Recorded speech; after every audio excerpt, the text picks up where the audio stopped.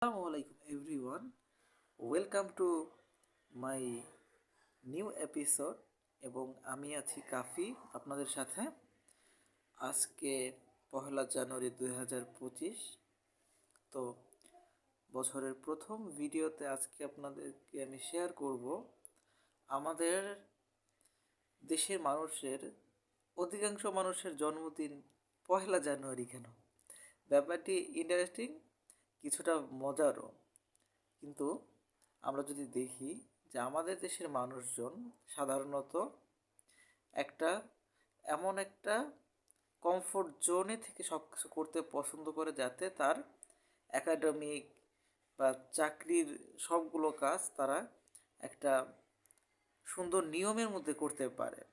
তো এর কারণেই মূলত জন্ম নিবন্ধন বলি, পাসপোর্ট, এডুকেশনাল সার্টিফিকেট, বিভিন্ন ইস্যুতে বয়সের যেহেতু একটা বাধা সীমা আছে, তো সেই জায়গা থেকে মূলত তারা জানুয়ারি মাসটাকে প্রিফেয়ার করে। কারণ বছরের শুরু হয় এবং শেষ হয় ডিসেম্বরে যেহেতু।